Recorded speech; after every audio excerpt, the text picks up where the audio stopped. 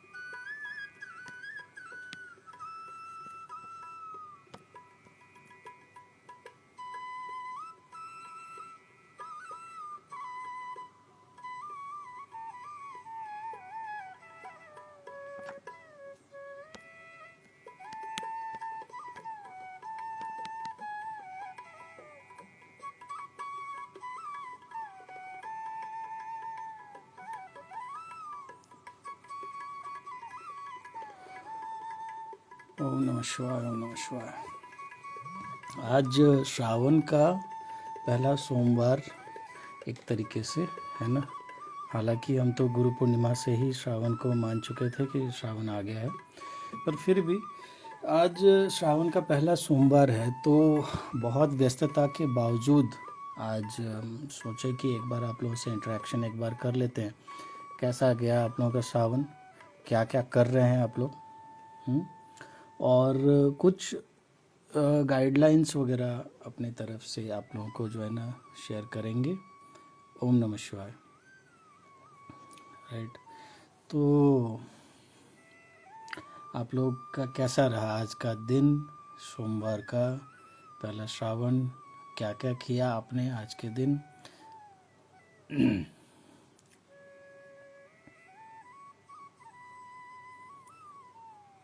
हालांकि हमको थोड़े पहले ही आने का मन था, पर कुछ सेशंस वगैरह में समय निकल गया, इसकी वजह से ज़्यादा जो है ना पहले ऑनलाइन नहीं आ पाए। तो यही एक समय अभी प्राप्त हुआ है हमको थोड़ा कनेक्ट होने के लिए, थोड़ा शॉर्ट में कनेक्ट कर लेते हैं आज आप लोगों से। थोड़ी देर इंतज़ार करें क्या, किसी लोग कहीं को आने के लिए, तो इन्फॉर्मेशन भी नहीं दिया गया किसी को आने का मन भी हो तो।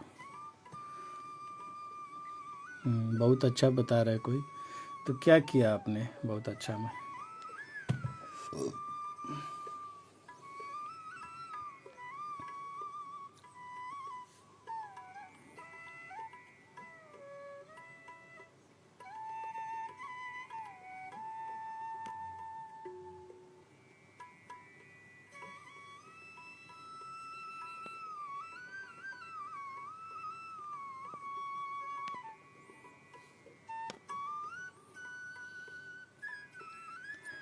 चलिए, तो आप लोग थोड़ा कम बता रहे हैं, हालांकि चैट्स में भी आप लिख के बता सकते थे। तो श्रावण के सोमवार शिव जी के लिए डेडिकेटेड है, एंड श्रावण के सोमवार में आप लोग जो कर सकते हो, स्टोरी लगाना चाहिए था, मतलब क्या लगाना चाहिए था? देखिए, त्रिनेत्र का जो हम लोग का जो ऑडियंस है, ठीक है, तो त्रिनेत्र के लिए कोई ज़्यादा शोशा ज़्यादा मुझे करने का मन नहीं कर रहा है, क्योंकि ये भक्ति मार्ग में चलने वाले लोगों के लिए है ना। तो ज़्यादा इसमें जो है ना शोशा करना, लोगों को ज़बरदस्ती बुलाना, इसको लेके प्रेरित करने कोई मतलब नहीं। जिसका मकसद होगा वो खुद ही यहाँ तक पहुँच जाएगा, जिसका वाइब्रेशन मैच करेगा वो खुद ही यहाँ तक आ जाएगा। एंड जो इस चैनल से जो लाभ ले सकता है वो डेफिनेटली लॉन्ग रन में लाभ लेगा, ठीक है। तो ये उद्देश्य है। तो आज का दिन मैंने तो पूरा दिन फास्टिंग रखा एंड शाम को अपना ही हाथ से बना के खाना वगैरह जो है ना खा लिया। दिन में पूरा काफ़ी ज़्यादा जोश रहा, उत्साह रहा, उमंग रहा। कहीं से भी ऐसा नहीं लगा कि मैं भूखा हूँ, है ना। मैं खाना आज अपना भोजन को त्याग रहा हूँ।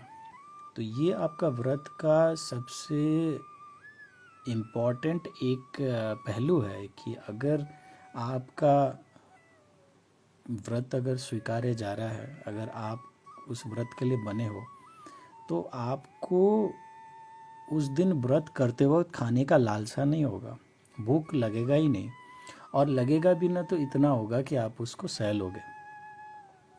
इसमें आपको अपना हेल्थ का पैरामीटर ज़रूर देख लेना है। ऐसा नहीं कि आपका बीपी लेवल, शुगर लेवल वगैरह कुछ और कह रहा है, एसिडिटी लेवल कुछ और कह रहा है, एंड आप सिर्फ धार्मिक चीज़ों को लेके आगे बढ़ेंगे। अगर आप साधना योग में उस काबिल हो जाएंगे तो शायद वो भी संभव है आपके लिए, पर जब तक आप उस चीज़ को प्राप्त नहीं कर लेते, उस लेवल तक नहीं पहुंच जाते, तो तब तक आपको ज़्यादा ज़रूरत से ज़्यादा एक्सपेरिमेंट नहीं करना अपने शरीर के साथ। पर अगर आप स्वस्थ हैं और आप व्रत रखते हैं तो व्रत के दिन आपको ज़रूरत से ज़्यादा भूख नहीं लगेगी, खाने का ज़्यादा लालसा नहीं होगा, एंड भूख पे नियंत्रण रहेगा आपका।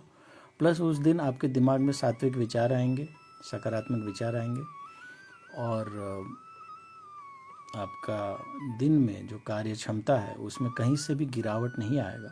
आप नॉर्मल दिन में जितना भोजन करके, जितना लंच ब्रेकफास्ट करके, जितना आप अपने आप को एनर्जेटिक रख सकते हो, उतना ही व्रत के दिन में भी आपका एनर्जी लेवल वैसा ही रहता है। तो ये सबसे बड़ा एक चिन्ह है, एक सिग्नल है कि आप व्रत को सही कर रहे हो और आप उस व्रत के लिए बने हो। अगर व्रत रखने के बाद भी आपको घड़ी घड़ी मन में जो है ना व्रत तोड़ देने का ऐसा ख्याल आता है, तो शुरुआती दिनों में तो ये एक टेस्ट के रूप में भी हो सकता है ऊपर वाले का, बट बारंबार ऐसा ही हो रहा है तो आपको उस दिन और उस देव का व्रत ना ही करना ज़्यादा अच्छा है मेरे ख्याल से। तो आज हम अगर अपने बारे में बताएं तो हमने सुबह व्रत रखा नॉर्मल जैसे, और भोले बाबा को तांबे के लोटे में 1 लोटा जल और मंदिर में धूप और आपका कपूर ये सब जला के, फूल वगैरह अर्पण करके तो घर वापस आ गए, है ना। जो आज जो शिवलिंग में घर वापस आते वक्त मैं आप लोगों को एक नियम बता देता हूँ। कभी भी शिवालय में जाइएगा तो घर वापस आते हुए खाली हाथ न मत आइएगा, कुछ ना कुछ लेके ज़रूर आइएगा। तो ये किसी का चढ़ाया हुआ बेलपत्र था, तो मैं यही बेलपत्र को जो है ना लेके आ गया आज अपने लिए प्रसाद के तौर पे, ठीक है। तो आप कभी भी खाली हाथ नहीं आइएगा शिवलिंग से। अगर कुछ नहीं तो जो चढ़ाया हुआ जल का अगर 1-2 बूंदे क्यों ना हो, ठीक है ना, अपना लोटा में डाल के, कुछ चढ़ाया हुआ फूल हो, कुछ भी हो, ज़रूरी नहीं कि आपने जो चढ़ाया वही लेके आना है, किसी और का चढ़ाया हुआ भी लेके आइएगा। और शिवलिंग में अगर कुछ प्रसाद चढ़ाया जाता है तो उसको भोग नहीं किया जाता, उसको खाया नहीं जाता, ठीक है। तो ये आप लोग मत कीजिएगा। और शिव जी का, महादेव जी का पूजा जप धम में सबसे बड़ा चीज़ जो आपको आवश्यकता होता है, ना ही यहाँ पे आपको पूंजी की आवश्यकता होगी कि आपको महादेव का पूजा करने में बहुत ज़्यादा पैसा लग जाएगा, बहुत ज़्यादा खर्चा होगा, ऐसा कुछ नहीं है। बहुत ज़्यादा 56 भोग आपको अर्पण करना है, ये भी ऐसा कुछ नहीं है। सिंपल 1 लोटा जल लेके जाइए, थोड़ा अगर दूध अफोर्ड कर सकते हैं तो दूध चढ़ा दीजिए, और बेलपत्र, कुछ भी फूल, बस केतकी का फूल ना हो, है ना। इसको लेके हम लोग शायद पहले भी कई बार चर्चा की है, पर केतकी का फूल नहीं, तुलसी का पत्ता नहीं चढ़ाया जाता शिवलिंग पे, और लाल रंग ज़्यादातर शिवलिंग पे ना ही चढ़ाए तो ज़्यादा अच्छा है।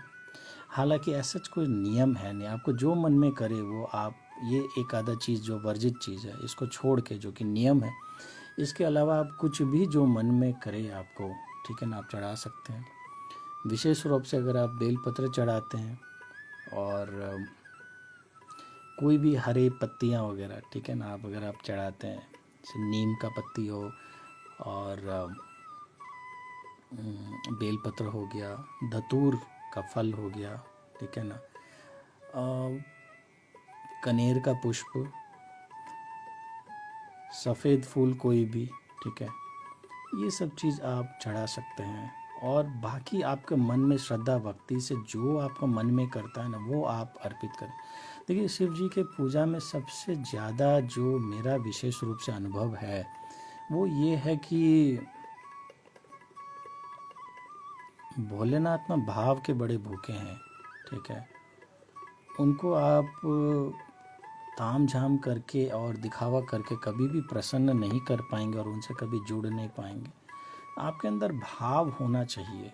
अगर आपके अंदर भाव है तो मानसिक पूजा से भी आप शिव तत्व से जुड़ सकते हैं, शिव कृपा से जुड़ सकते हैं। जब हम लोग शिव साधना करवाते हैं, अब इस महीने का श्रावण का शिव साधना ड्यू है, आने वाले दिनों में उसको भी प्लान करना है। तो जब भी हम लोग शिव साधना करवाते हैं तो मानसिक शिवलिंग का पूजा होता है। और आप गौर कीजिएगा, आप जो साक्षात रूप में जो शिवलिंग का पूजा करके जो आपको संतुष्टि शायद उतना ना भी मिले, पर मानसिक रूप से आपको करने में भी आपको उतना ही तृप्ति और शांति की अनुभूति होती है। वो इसलिए क्योंकि आपका भाव मैटर करता है। आपका भाव क्या है? अगर आपका भाव शुद्ध है, अगर आपका भाव में गहराई है, अगर आपके भाव में वो निर्मलता है ना, एक बच्चापन जैसा। भोलेनाथ का देखिए ना, जो कोड है उनका नाम में ही छुपा है। भोलेनाथ के साथ जुड़ने के लिए आपको, आपके अंदर अगर वो भोलापन है, वो सादगी है, तो डेफिनेटली आप भोलेनाथ से बड़े सरल रूप से जुड़ जाते हैं, ठीक है। तो अगर आप उसी निर्मल भाव से, जैसे कि एक छोटा बच्चा अपना पिता के साथ या अपना दादाजी के साथ, पिता से भी ज़्यादा हम कहेंगे दादाजी के साथ जैसे बिहेव करता है, बर्ताव करता है, कैसे करता है, ठीक है। पिता के साथ तो फिर भी थोड़ा बहुत अनबन हो सकता है, पर दादाजी के साथ अगर आप देखो एक छोटा सा बच्चा किस तरीके से बर्ताव करता है, वो बहुत लाड प्यार दुलार में और अपना पूरा बचपना में, है ना, उनके साथ खेलता कूदता है, मस्ती करता है और बिल्कुल सुरक्षित महसूस करता है।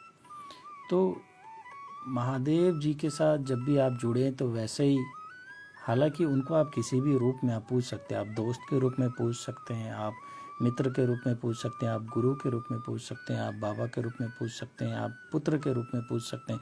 आपके ऊपर है, आपके भाव किस तरफ और करता है।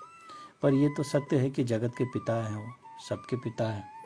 तो अगर पिता स्वरूप का बात किया जाए तो एक छोटा बच्चा जब अपना दादाजी के गोद में रहता है और जिस निर्मलता के साथ, जिस अनुभूति के साथ वो दादाजी के साथ एक जुड़ाव महसूस करता है, तो वैसे ही अगर जुड़ाव आप अगर महादेव की भक्ति में, महादेव की पूजा पाठ अर्चना में अगर आप लेके आते हैं, तो वो आपको सीधा गॉड के साथ कनेक्ट करने में, शिव जी के साथ कनेक्ट करने में आपको पूरा मदद करेगा, ठीक है। कुछ साधारण से नियम जो हम आपको बता देते हैं, हालांकि हो सकता है इनमें से बहुत सारे नियम आपने पहले भी सुना होगा और आप करते भी रहेंगे, पर क्योंकि अभी हम लोग बस चैनल का आगाज़ कर रहे हैं, नया इसका शुरुआत कर रहे हैं, तो स्टेप बाय स्टेप अगर कहा जाए ना, जैसे कि जो चीज़ बताना चाहिए, जो चीज़ पता भी हो, तो वो चीज़ भी अगर एक बार बता दिया जाए तो अच्छा रहेगा, है ना। जो भी ये वीडियो को बार बार देखेंगे आप बाद में रेफरेंस के लिए, तो उनके लिए भी अच्छा रहेगा, है ना। तो शिव जी का, जैसे जब भी आप मंदिर जाएं तो शिव जी के मंदिर में सबसे पहले आप गणेश का पूजन करेंगे, ठीक है। डायरेक्ट शिवलिंग को जाके हावी नहीं हो जाना है, आप ध्यान दीजिए। अगर किसी कारणवश आप शिवलिंग में गए और शिव मंदिर में गए और वहाँ पे आपको डायरेक्ट गणेश जी का प्रतिमा या मूर्ति ना मिले, हालांकि ये बहुत रेयर चांस है, पर फिर भी हो सकता है कि ऐसे विकट परिस्थिति में आपके ऐसे मंदिर में पहुंच गए जहाँ पे कि आपको पूर्ण रूप से संपूर्ण मंदिर ना मिले, सिर्फ शिवलिंग मिले, तो वैसा में आप क्या कर सकते हैं ना, शिवलिंग पूर्ण रूप में शिव परिवार को दर्शाता है। अभी हम जो शिव बोल के आपको जो है ना बता रहे हैं, तो इसमें महादेव को बताना चाह रहे हैं। हालांकि शिव का महिमा अलग है, शिव महिमा को लेके हम लोग बाद में कभी चर्चा करेंगे विषय से, पर अभी जो हम शिव का वर्ड भी बोल रहे हैं तो महादेव का रेफर कर रहे हैं, ना ही कि निराकार ज्योति स्वरूप शिव को, ठीक है ना। तो जब आप शिव मंदिर में जाएं तो वहाँ पे शिवलिंग जो है, वही शिवलिंग आपको भोलेनाथ को रिप्रेजेंट करता है। वहाँ पे उनका ही जो है ना स्वरूप के रूप में वहाँ पे शिवलिंग जैसा हुआ आपका, है ना। तो शिवलिंग के आपको दायां भाग, जहाँ पे नीचे की तरफ, जहाँ पे जैसे जल आपको जाता है, तो शिवलिंग के दायां तरफ आपको और बायां तरफ और बीच में आपको महादेव के, भोलेनाथ के 3 संतान, गणेश जी, कार्तिकेय और अशोक सुंदरी, ये तीनों का वास होता है, ठीक है। वहाँ पे आप थोड़ा थोड़ा जल अर्पण कर दीजिए, जहाँ पे जलधारा बहना शुरू करता है, ठीक है ना, वहाँ पे। फिर उसके बाद अब थोड़ा सा जल आप शिवलिंग के ऊपर बने हुए नाग, है ना, वासुकी नाग के ऊपर आप थोड़ा सा जल अर्पण कीजिए। उसके बाद जलधारा जो होता है शिव जी के ऊपर रखा हुआ जलधारा, वो भी बहुत ज़्यादा, जहाँ पे बूंद बूंद करके जो है ना जल गिरते रहता है शिव जी के ऊपर, वहाँ आप थोड़ा जल रखिए। फिर कोई भी शिव जी का मंत्र हो जो आपको प्रिय हो, ठीक है, उस मंत्र का उच्चारण करते हुए आप शिव जी पे जल अर्पण कीजिए। और जल अर्पण करने के बाद अपना नाम और गोत्र बता दीजिएगा, जो भी आपका नाम है और गोत्र है। उसके बाद जो बचा हुआ जल है, आप अगर माँ का मूर्ति है वहाँ पे, ठीक है, तो माँ के ऊपर थोड़ा सा जल, और जो अंतिम जल होगा वो नंदी महाराज के ऊपर, जो शिवलिंग के बिल्कुल सामने आपको बैठे मिलेंगे, नंदी महाराज के ऊपर आप बचा हुआ जल डाल देंगे। उसके बाद आपके पास जो भी चढ़ाने के लिए, जो भी कुछ आप अर्पण करने के लिए रखे हैं, वहाँ पे वो शिव जी को अर्पण कीजिए, ठीक है। अपने उंगलियों से शिव जी का जो शिवलिंग है उसके ऊपर आप त्रिपुण बना लीजिए। संभवतः अच्छा होगा अगर आप पीला चंदन या पीला रोली का इस्तेमाल करें उसमें। और त्रिपुण बनाने के बाद आप थोड़ा कपूर जो है ना अवश्य रूप से जलाइएगा शिव जी के पास में। ज़रूरी है नहीं कि आप आरती ही करो, बस बाजू में कहीं पे जला लीजिए। दीपक का भी कोई खास आवश्यकता है नहीं, आप एक धूप या अगरबत्ती, कोई भी सुगंधित धूप या अगरबत्ती को आप वहाँ पे प्रज्वलित कर लीजिए। और शिव जी को जहाँ जहाँ पे आपने जल अर्पण किया था उन सभी भागों में और पूर्ण रूप से आप जो है ना उस अगरबत्ती धूप से, है ना, आप उसको आरती जैसे करके फिर नंदी महाराज, गणेश, माता रानी के भी तरफ वो धूप अगरबत्ती को जो है ना आप दिखा के आप प्रणाम करके शिव जी के ऊपर चढ़ाया हुआ कोई भी फल हो, कोई भी फल आपको लाना नहीं, कोई भी फूल हो, कोई भी पुष्प हो, इस तरीके से कोई भी आप एक प्रसाद के तौर पे ग्रहण कर लीजिएगा, वहाँ से खाली हाथ मत आइएगा, ठीक है। और अगर आपके परिवार में बहुत ज़्यादा कलेश है, बहुत ज़्यादा प्रॉब्लम्स हैं, ठीक है ना, तो कुछ चीज़ें अनिवार्य रूप में आप शिवलिंग पे चढ़ाइएगा। जैसे काला तिल चढ़ाइएगा, सरसों का तेल, तिल का तेल, ठीक है ना, थोड़ा बहुत आप चढ़ा सकते हैं। और हाँ, प्रणाम करने के बाद फिर थोड़ा सा जो जल धारा में जो जल आ रहा है वो जल को थोड़ा अपने आँखों में स्पर्श कीजिए, अपने सिर पे स्पर्श कीजिए। अपना जो लोटा जो आपका खाली हो चुका है उसमें 2-3 बूंदें छींट दीजिए वहाँ से प्रसाद के तौर पे, ठीक है। और मुंह में नहीं रखना है, ग्रहण नहीं करना है मुंह में, ठीक है, ये ध्यान रखिएगा। अपने माथे पे लगाइए, अपने आँखों पे लगाइए, अपने सिर पे लगाइए।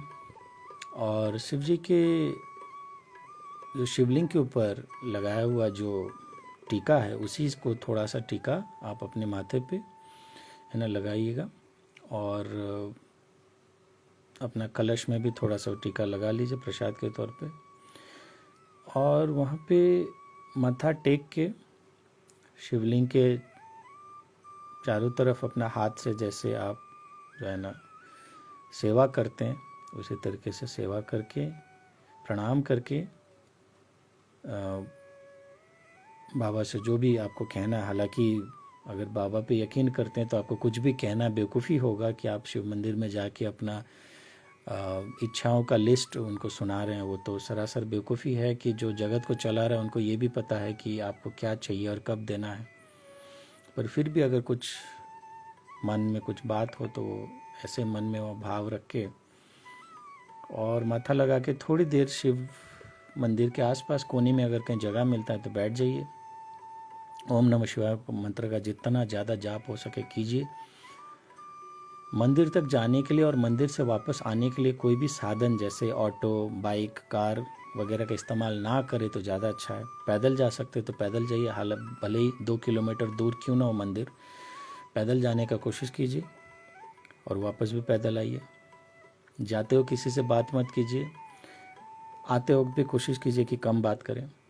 मंदिर में बैठ के आप थोड़ी देर साधना कर सकते हैं, गुरु मंत्र है, गुरु मंत्र का जाप कर सकते हैं, और ओम नमः शिवाय का जितना गहराई से आप जाप करना चाहे आप जाप कीजिए। कभी भी शिवलिंग का 360 डिग्री प्रदक्षिणा नहीं किया जाता है।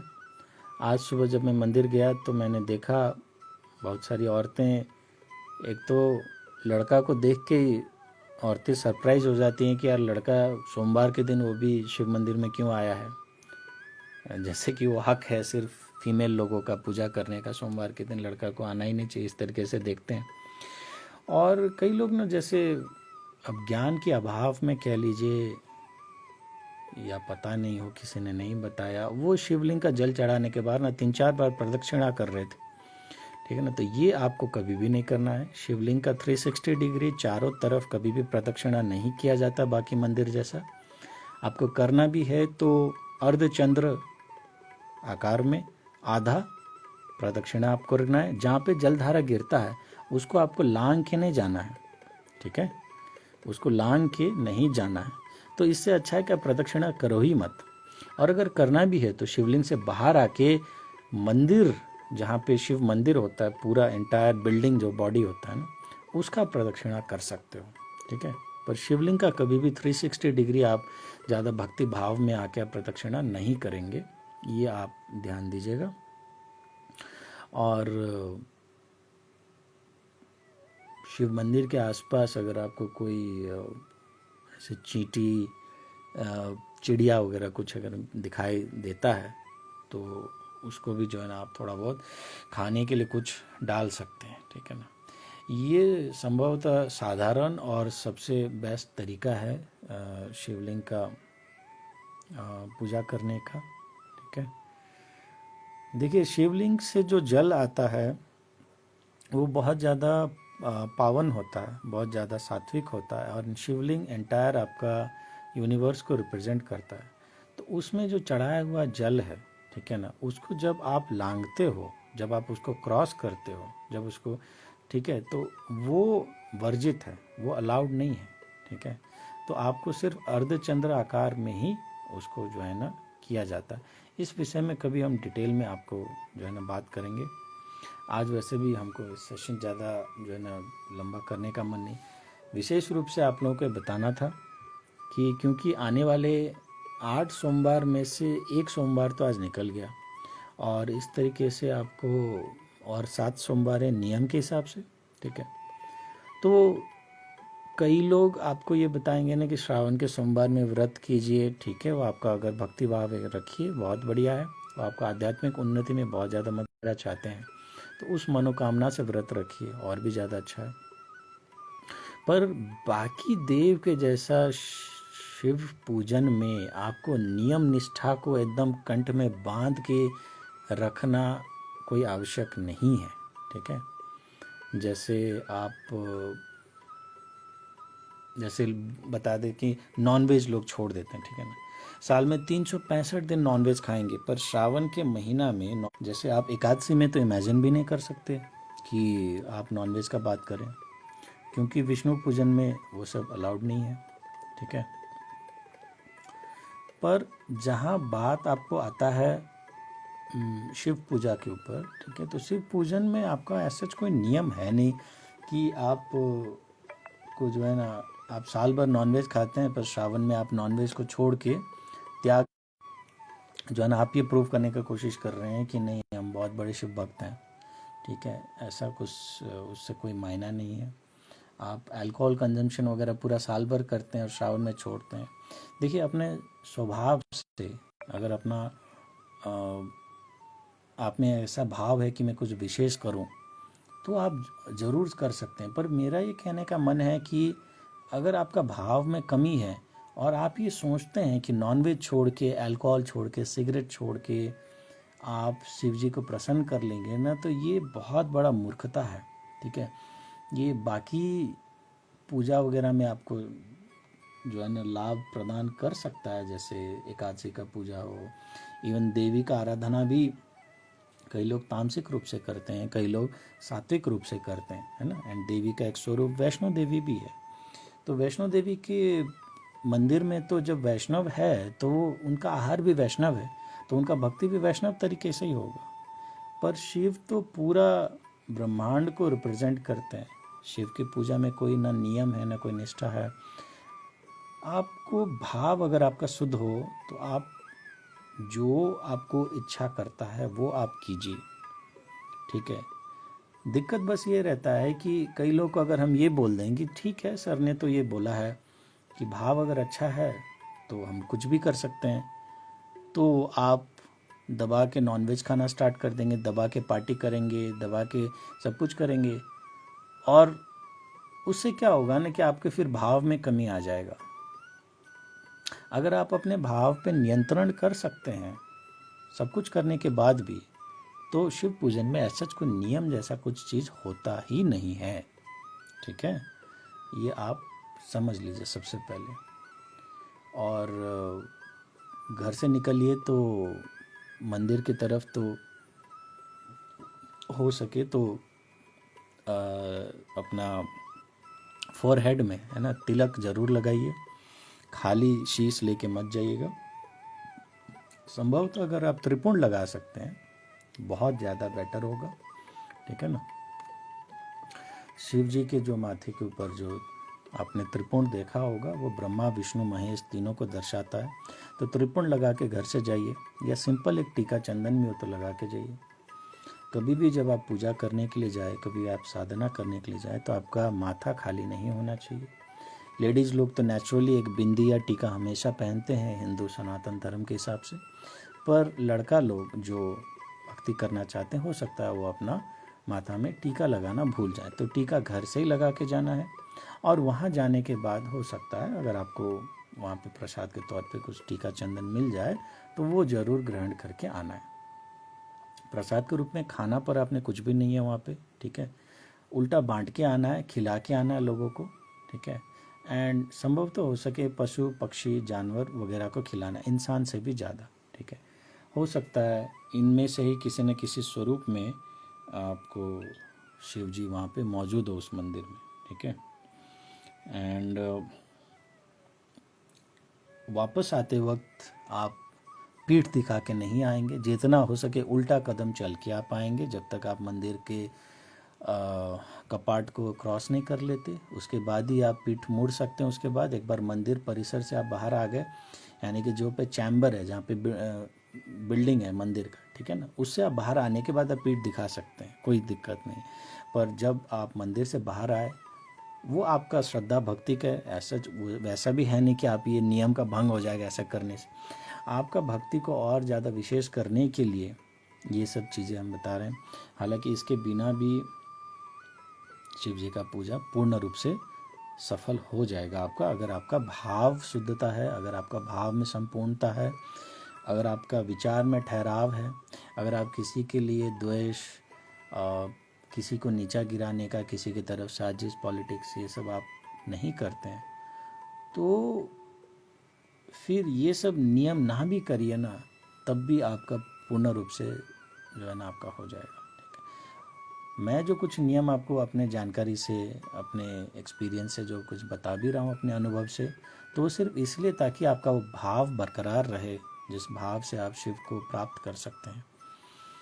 तो सिर्फ वो आपको प्राप्त हो, और जो प्राप्त होने के बाद वो बरकरार रहे, उसके लिए थोड़ा बहुत बता भी रहे हैं।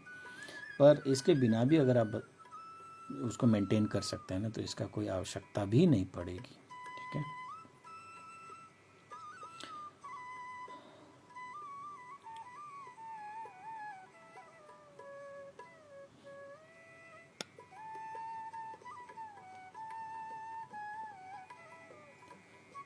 सिमिलरली आप लोग शिव पूजन में अगर वही भाव को मेंटेन करने के लिए, एक तो ओम नमः शिवाय का आपका जाप हो गया, उसके साथ साथ एक बुक हम रिकमेंड करते हैं, ये शायद गीता गोरखपुर प्रेस का है।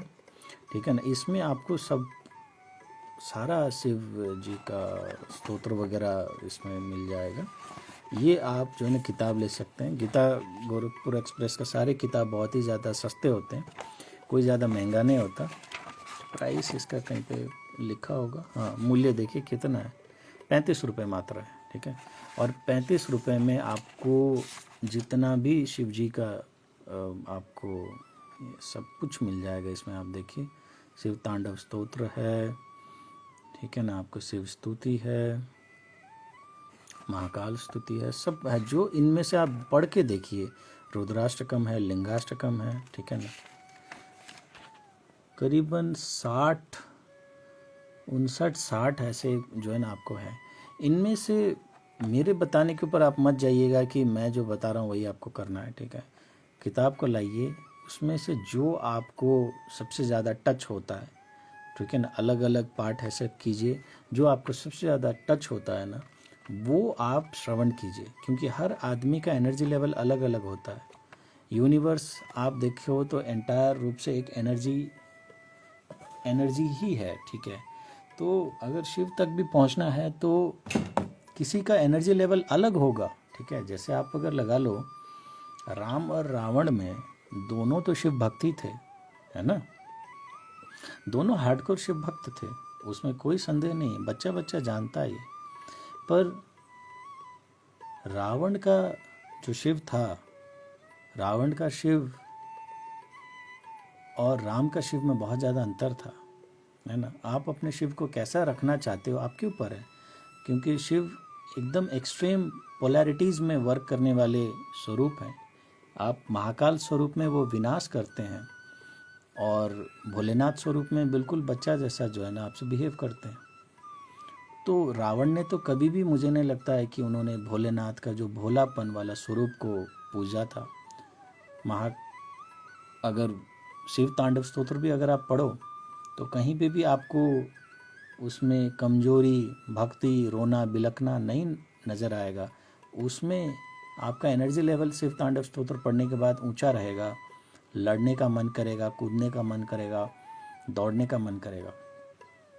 ठीक है, तो शिव को आप किस रूप से पूजना चाहते हो वो आपके ऊपर है। उसी फॉर्म में आप शिव को अपने हिसाब से कन्वर्ट कर सकते हैं। तो आपका शिव और मेरे शिव में अलग हो सकता है। ठीक है, उसी देव को पूजा कर रहे हैं, पर आपका शिव हो सकता है एक मित्र के रूप में हो। ठीक है, मेरे लिए हो सकता है शिव गुरु के रूप में हो, आपके लिए शिव हो सकता है कि केवल एक देव हो, है ना, और मेरे लिए हो सकता है शिव पूरा दुनिया जहान हो। तो आप शिव जी को किस भाव से आप पूजा करते हैं, कितना बल प्रदान करते हैं, उसी रूप से शिव जी आपके लिए कस्टमाइज्ड, एक वर्ड है इंग्लिश में, तो शिव जी उसी रूप से आपके लिए जो है ना कस्टमाइज स्वरूप में आ जाते हैं। ठीक है, तो ये है आपका शिव पूजन का जो महत्व वगैरह है।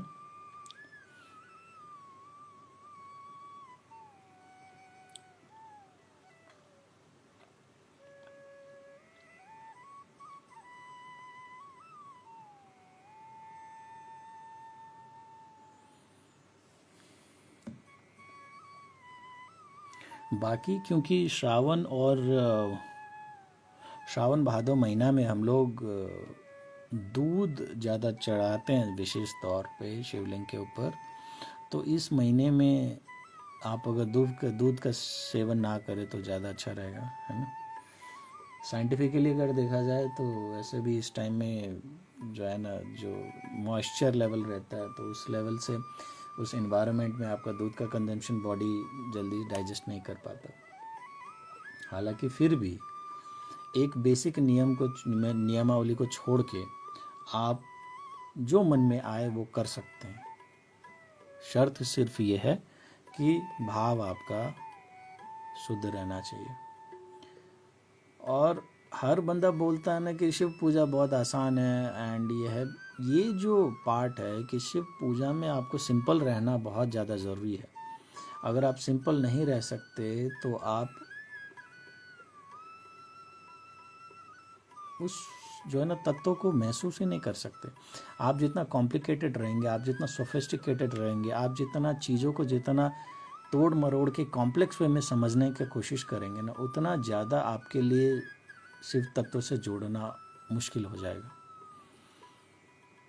और आज के जनरेशन में, अभी का जनरेशन भी क्या कहना, अभी का जो है ना ये जो युग है, कलयुग में ना लोगों को आप देखिए सिंपल बातें समझ नहीं आता, सिंपल चीज़ें समझ नहीं आती। और जितना चीज़ों को कॉम्प्लेक्स करके समझाया जाए, जितना तोड़ मरोड़ के उसको कॉम्प्लेक्स ढंग से पेश किया जाए, उतना लोग तारीफ़ करते हैं, बोलते हैं हाँ ये सही है, मैंने कुछ सीखा आज, मैंने कुछ सुना आज। और शिव साधना में, शिव भक्ति में जितना साधारण, जितना सिंपल रूप से आप चीज़ों को समझेंगे, चीज़ों को फॉलो करेंगे, चीज़ों को एग्जीक्यूट करेंगे, उतना ज़्यादा आपके लिए आसान मार्ग खुल जाएगा शिव भक्ति में आगे बढ़ने के। ठीक है, तो ये चीज़ आप समझ जाइए। आज जो हम लोग वार्तालाप कर रहे हैं इसके ज़रिए भी कई बार होता है ना कि लोग हज़ारों लाखों का ध्यान साधना सेशन बुक कर लेते हैं, हरिद्वार ऋषिकेश चले जाते हैं या कई सारे ऐसे फोरम्स ज्वाइन कर लेते हैं, और वहाँ भी जाके लोगों को यही बात बताया जाता है। अगर सद्गुरु उनको मिले, सात्विक गुरु अगर उनको मिले, तो वो भी यही सब बात बताएंगे। पर वहाँ क्योंकि वो 50,000 1,00,000 रुपये पे कर चुके होते, तो उनको लगता है कि हाँ बात में दम है, शायद मेरे को ये करना था।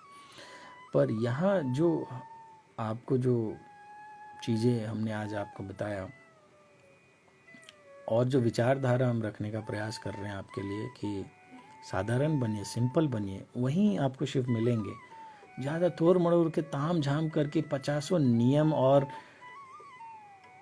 शिव पूजा में देखिए क्या है ना कि जो सरल है ना वही शिव है, जो सरल है वही शिव है, जो जटिल है वो कभी शिव हो ही नहीं सकता।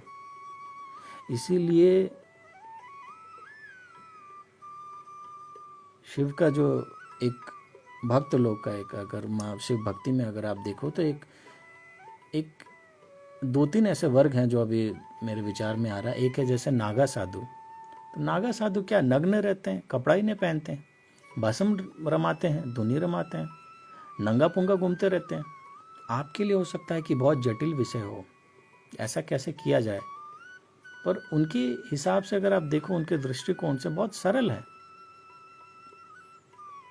ना। कुछ पहनने को मिला पहन लिया, नहीं पहनने को मिला नहीं मिला, जहाँ जमीन पे सोने को मिला सो लिए, ठीक है। तो बहुत सिंपल तरीके से जो है ना वो, उनका कोई एक्सपेक्टेशन नहीं है, बहुत सिंपल।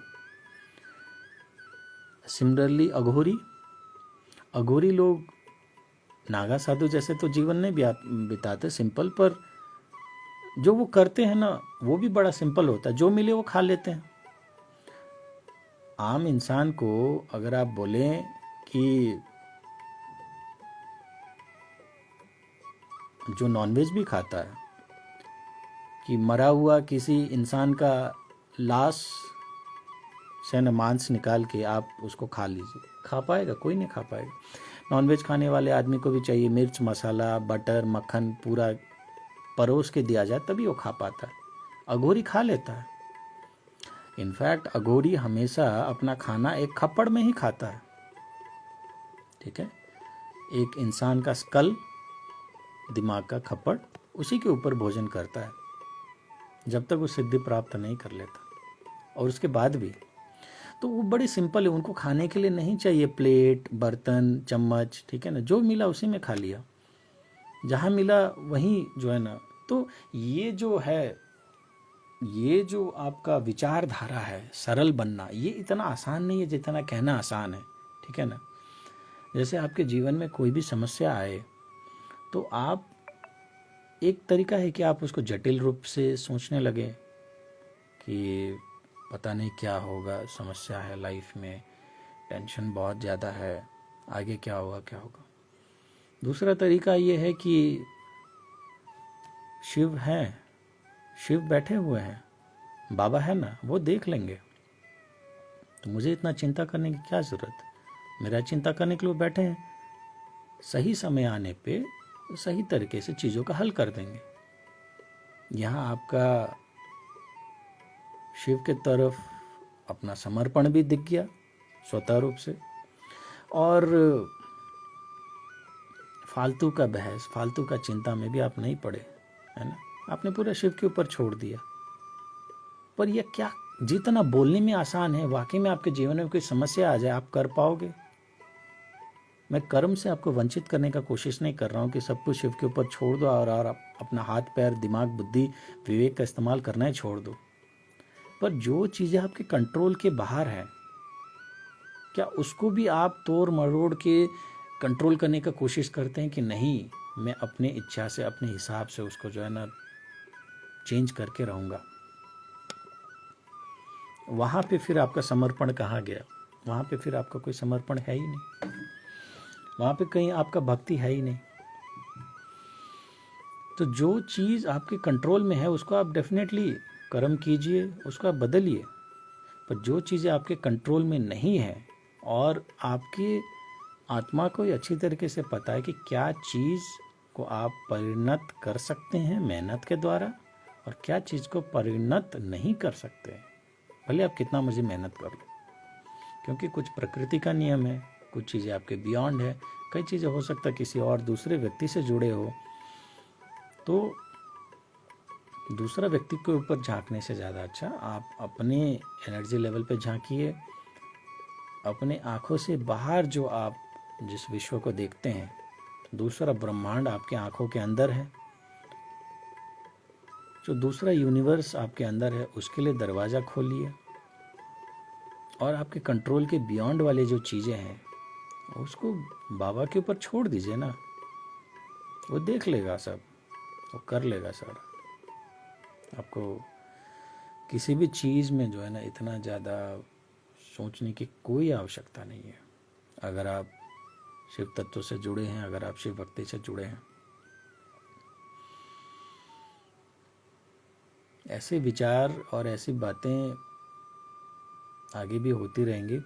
आज विशेष रूप से श्रावण का सोमवार, और हम कोशिश करेंगे श्रावण का हर सोमवार को एक बार लाइव आके आप लोगों से वार्तालाप कुछ करें और कुछ गाइडेंस दें। शिव पुराण के अगर कुछ वाचन किया जा सके, ठीक है ना, वो भी आप लोगों के लिए अगर करने का संभव हो, प्रेरणा मिले तो किया जाएगा। बिजी शेड्यूल के कारण हम कर नहीं पाते हैं, ठीक है। बट ये चैनल और इसमें अपलोडेड जो भी वीडियोस है, शॉर्ट्स वगैरह है, रील्स वगैरह है, ये सिर्फ आपके अंदर मौजूद शिव तत्व को जगाने के लिए है। हम कुछ नया चीज़ पेश नहीं कर रहे हैं जो कि आपने कभी सुना ना हो, कभी देखा ना हो सकता है दृष्टिकोण के हिसाब से देखा जाए या अनुभव के हिसाब से देखा जाए तो मेरा अनुभव अलग होगा, आध्यात्म मार्ग में आपका अनुभव अलग हो सकता है। पर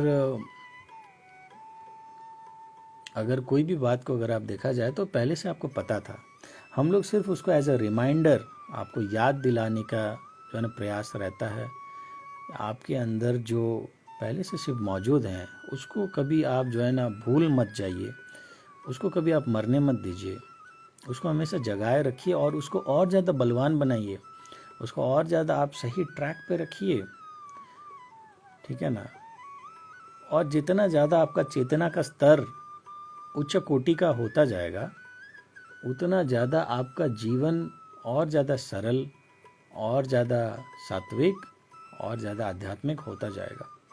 और यही हम लोग का सिर्फ मकसद है ना, कि आपके जीवन को सरल बना दिया जाए, आपके अंदर मौजूद शिव तत्वों को उस शिव तत्व से जोड़ दिया जाए।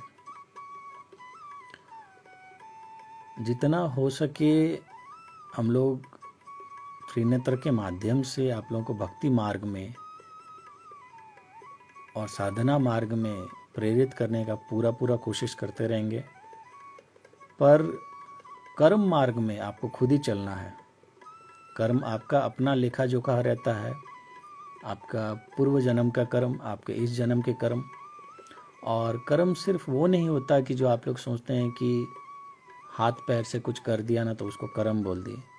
मानसिक कर्म भी होते हैं, है ना। विजुअलाइजेशन भी आपका एक तरीके से कर्म ही है कि आप रात दिन क्या विजुअलाइज करते हो। कि आप जैसे मान लो आप एक सक्सेसफुल पर्सन बन रहे हो या आप एक फेलियर पर्सन बन रहे हो, वो भी तो कर्म ही है ना। आप क्या विजुअलाइज कर रहे हो कि कल के डेट में, कल सुबह कोई हादसा हो जाएगा, कोई दुर्घटना हो जाएगा, कल सुबह मेरा बहुत दिन अच्छा जाएगा, ठीक है ना। वो भी तो एक कर्म है। तो कर्म आपके ऊपर है, कर्म हम आपसे नहीं करवा सकते। जितना हो सकता है संभवतः हम उसके लिए भी आप लोगों को याद दिलाते रहेंगे कि आप अच्छे कर्म का चुनाव करें जब भी आपके पास चॉइस मिले लाइफ में कि आप कैसा कर्म करना चाहें। पर कर्म पूर्ण किसी भी इंडिविजुअल का, किसी भी व्यक्ति का अपना व्यक्तिगत निर्णय होता है कि उसको कैसी परिस्थिति में कैसा करना है। हम लोग जितना मर्जी आपको याद दिलाएं, जितना मर्जी कहें, पर आपके जो पूर्व कर्म है वो आपको पूरा कोशिश करेगा आपको उसी मार्ग पे ले जाने के लिए जहाँ पे उसको आदत है चलने का, ठीक है। तो आपको अपने आदतों को अपने डीएनए लेवल पे जाके इसको जो है ना सुधारना होगा, तभी जाके आप अच्छे कर्म का भी चुनाव कर पाएंगे। बाकी आपको भक्ति मार्ग में जो है ना अग्रसर करने के लिए, साधना मार्ग में अग्रसर करने के लिए, राजयोग मार्ग में अग्रसर करने के लिए त्रिनेत्र पूर्ण रूप से जो है ना आपको मदद कर सकता है। उतना ज़्यादा वीडियो और कंटेंट क्रिएट करने का हमको फुर्सत नहीं मिलता, पर मेरा सबसे ज़्यादा ये है कि इतना दिन यहाँ पे जो है ना होने के बाद भी, अभी के टाइम में भी, अभी आप देखिए आज का लेटेस्ट अपडेट है, एक सप्ताह में मात्र 19 सब्सक्राइबर आए हैं, ठीक है।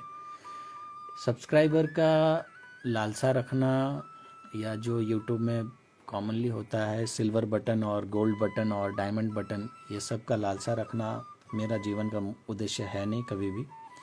पर ज़्यादातर अगर लोग जब तक नहीं जुड़ते हैं ना, तो उसका खामियाना क्या होता है कि कई लोग होंगे दुनिया में जो वो ऐसे चैनल का तलाश में होंगे जो भक्ति मार्ग में आगे जाना चाहते हैं। कई सारे युवा होंगे जिनको गाइडेंस के अभाव में, मेंटरशिप के अभाव में वो वातावरण नहीं मिल पा रहा, परिवार में, दोस्तों के बीच में, और मन में इच्छा होने के बाद भी वो इस मार्ग में चल नहीं पा रहे हैं। तो उन तक वो वीडियो, उन तक ये चैनल कैसे पहुंचेगा जब एटलीस्ट एक सर्टेन जो है ना लोग इस चैनल से जुड़ेंगे, लोग वीडियो को लाइक शेयर वगैरह करेंगे, तो वो इनेबल करेगा कि वो उस तक वीडियो जाए।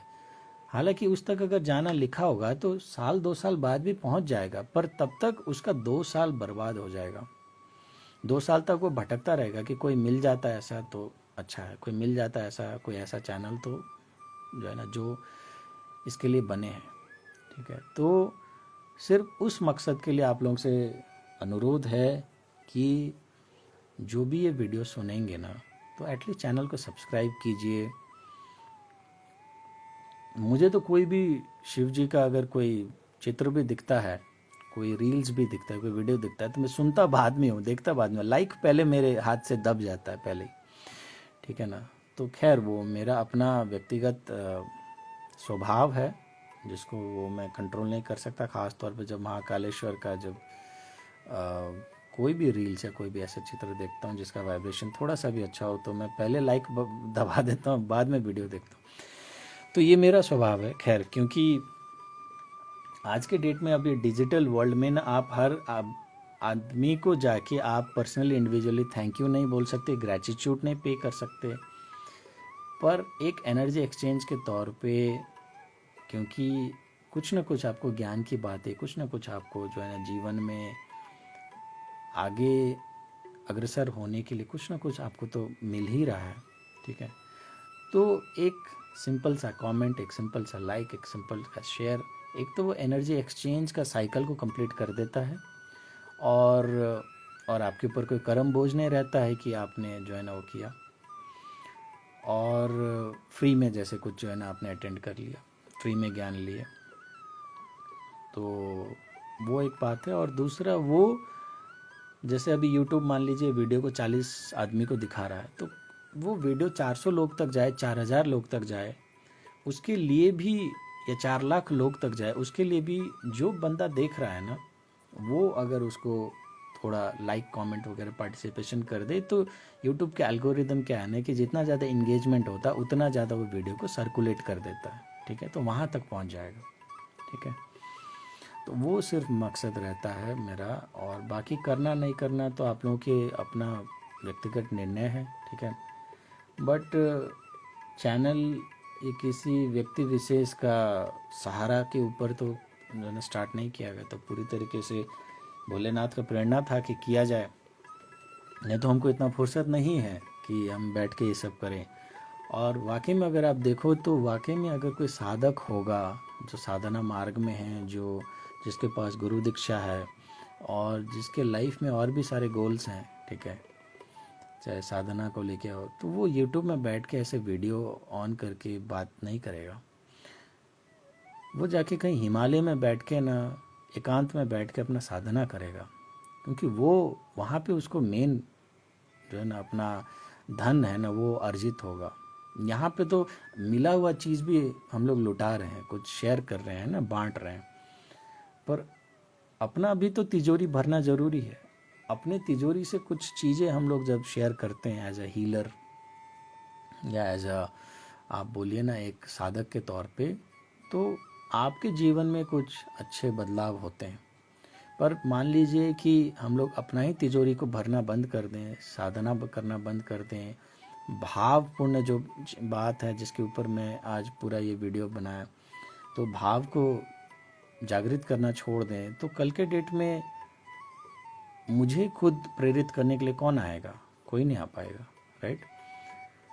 और ये सब ट्रैक में रखने के लिए सबसे अच्छा चीज़ रहता है कि साधना करने के लिए किसी भी यूट्यूब या कोई भी ऐसे फॉलोअर्स, कोई भी चैनल की ज़रूरत नहीं पड़ती।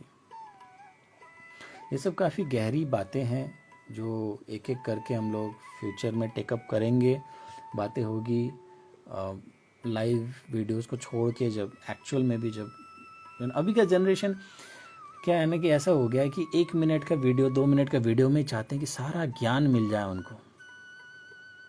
और अगर आप माइथोलॉजी को भी देखिए, आप वेद पुराण को भी देखिए, तो कभी भी ना शिव ने पार्वती को जब कोई ज्ञान दिया था तो उन्होंने 2 मिनट के अंदर दिया था, ना ही महाभारत 20 मिनट में लिखा गया, ना रामायण आपको 2 पन्नों में लिखा गया, ना कृष्ण ने जब अर्जुन को ज्ञान दिया, मेरे ख्याल से समय स्थिर हो गया था ना, 3 दिन तक समय शायद स्थिर था जब वो गीता ज्ञान दे रहे थे।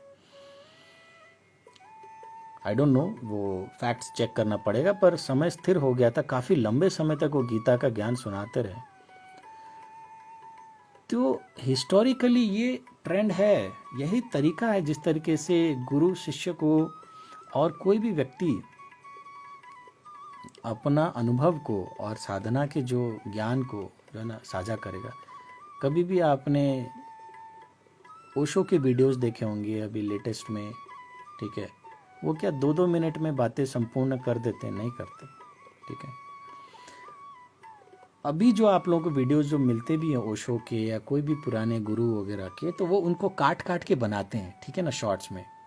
उनका मकसद नहीं होता है कि 30 सेकंड में या 1 मिनट में वो बात, उसकी वो 1 मिनट का वीडियो को 1 घंटा पहले भी कुछ बात रहा होगा और 1 घंटे बाद भी कुछ बात रहा होगा।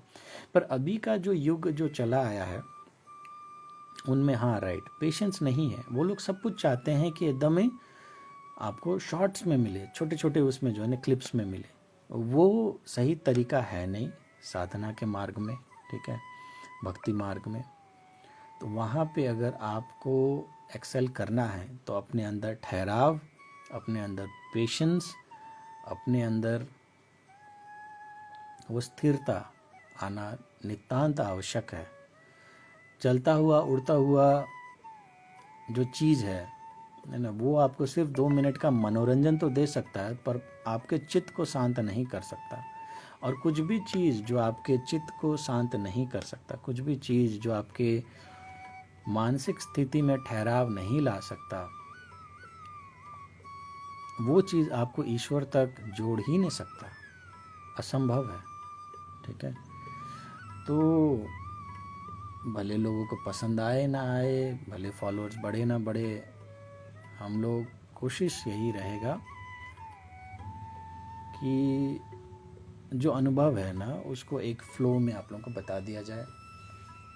एज अ हीलर जो हमारी आवाज़ से जो है ना हीलिंग प्राप्त करते हैं, वो जानते हैं कि हमारे वीडियोस भी उस हिसाब से, उस एनर्जी लेवल से बनता है कि आपको अगर कभी मान लीजिए लाइव सेशंस नहीं भी हो रहे हैं, तब भी अगर आप ये वीडियो को जाके सिर्फ सुनेंगे, ठीक है ना, आंख बंद करके सुनेंगे, तो आपको नींद की समस्या होगी, नींद की समस्या दूर हो जाएगा। पूर्ण रूप से आप ट्राई कर सकते हैं, भले आप बहुत ज़्यादा दवाइयाँ वगैरह का लेते हैं, है ना, इस्तेमाल करते हैं, डिप्रेशन पिल्स वगैरह का इस्तेमाल कर रहे हैं, तब भी आपको जो है ना उसमें मदद मिलेगा। आपके जीवन में कई अगर समस्या है तो कई बार जो है ना डिवाइन पुश के ज़रिए, शिव बाबा का कृपा के ज़रिए आपका जो जीवन का समस्या है ना, वो वीडियो के पार्ट्स में कहीं ना कहीं पे आपको दृष्टिकोण या वो हल मिल जाता है। ये भी आपने अनुभव किया होगा, ये आगे आप करेंगे।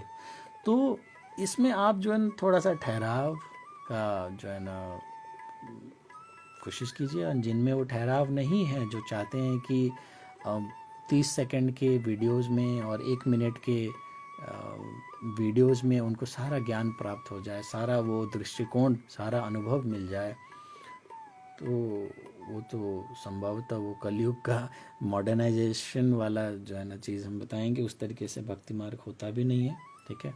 और जो लोग उस तरीके से वीडियोस बनाते हैं ना, तो वो सही रूप में एक भक्त होता ही नहीं है, ठीक है, क्योंकि वो होते हैं रील्स बनाने में एक्सपर्ट, वो होते हैं वीडियोस बनाने में एक्सपर्ट, ठीक है ना, वो होते हैं डिजिटल मार्केटिंग में एक्सपर्ट। वो कभी साधक नहीं हो सकता, वो कभी हाँ ये हो सकता है कि जैसा मान लीजिए कोई साधना कर रहा हो और उसका काफ़ी ज़्यादा डिजिटली एक्टिव वीडियोस हैं, ये हो सकता है कि वो किसी से पेड, है ना, पैसा दे के प्रोफेशनली वो काम करवाता हो, तो बात अलग है कि रिकॉर्ड खुद कर लिया, पर मेरे को इसमें ज़्यादा तामझाम नहीं आता यार, नीचे पीछे में बैकग्राउंड क्या म्यूज़िक डालना है, एनिमेशंस क्या डालना है, ठीक है ना, ये सब मुझे नहीं आता, तो तू कर लेना भाई है, ठीक है ना, ये मेरे वीडियोस हो गए, मैंने रिकॉर्ड कर लिया, अब इसको काट छाट के जैसे भी बनाना है करके दे दे, मैं अपलोड कर दूंगा, तो बात अलग।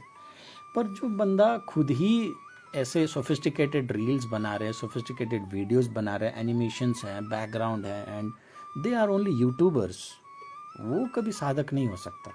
तो आप लोग ये चकाचौंध में ना मत खो जाइए। ये कहने का मतलब मेरा ये था कि जो ये चकाचौंध से जो आपको अट्रैक्ट करता है साधना के लिए भी ना, तो वो आपको कंफ्यूज करके रहेगा, ठीक है ना। वो आज आपको एक भगवान के बारे में बताएगा तो कल दूसरे भगवान के बारे में, आपको हर डायरेक्शन में आपको जो है ना दिशाहीन कर देगा, उसका डायरेक्शन भी कुछ नहीं होगा। आज एक उपाय बताएगा तो कल दूसरा उपाय बताएगा, उपायों का लिस्ट छाप देगा, ठीक है।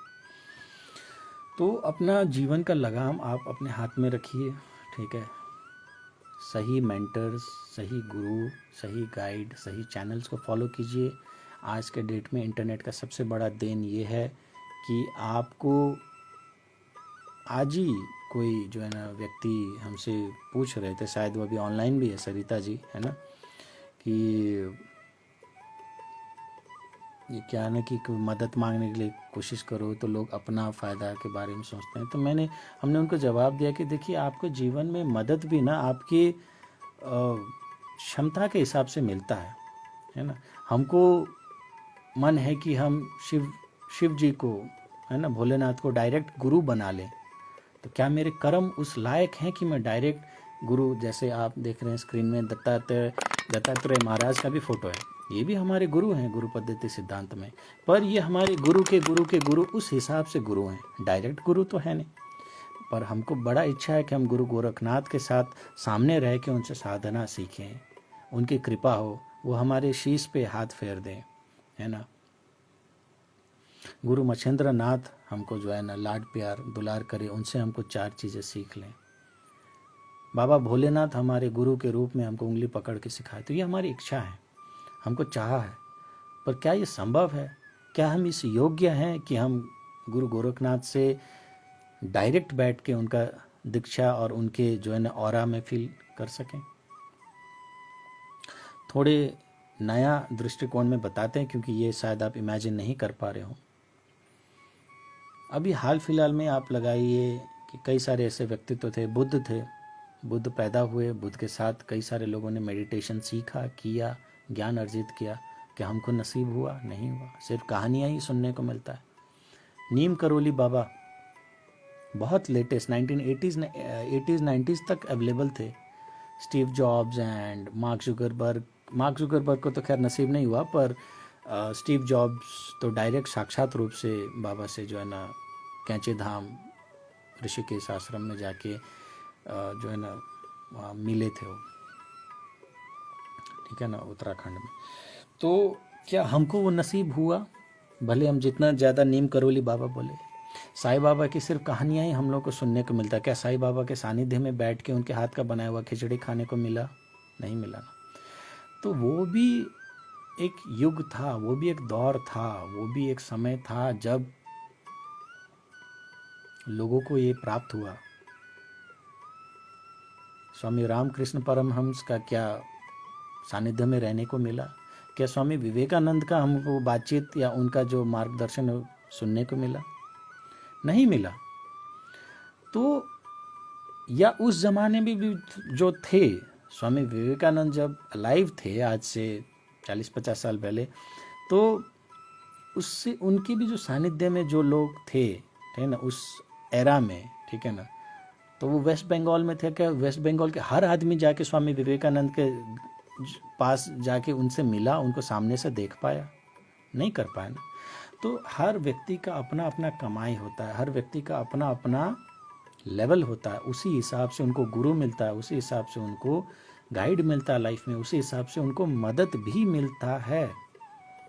और अगर आपको जीवन में अच्छे मदद चाहिए, हमसे भी बहुत सारे अच्छे लोग हैं, ठीक है, तो आप अपने आप को उस हिसाब से इवॉल्व कीजिए, आप अपने आप को, अपने कर्म को इस हिसाब से डालिए कि आज हम आपको प्राप्त हुए, ठीक है ना, किसी भी माध्यम से आज आप हमसे जुड़ रहे हैं, कल आप हमसे भी उच्च कोटि के जो है ना साधक लोग से आप जुड़ पाएंगे, कल आप हमसे भी उच्च कोटि के जो है ना गुरु वगैरह से आप जुड़ पाएंगे, या साक्षात गुरु आपके जीवन में नसीब होगा, ठीक है।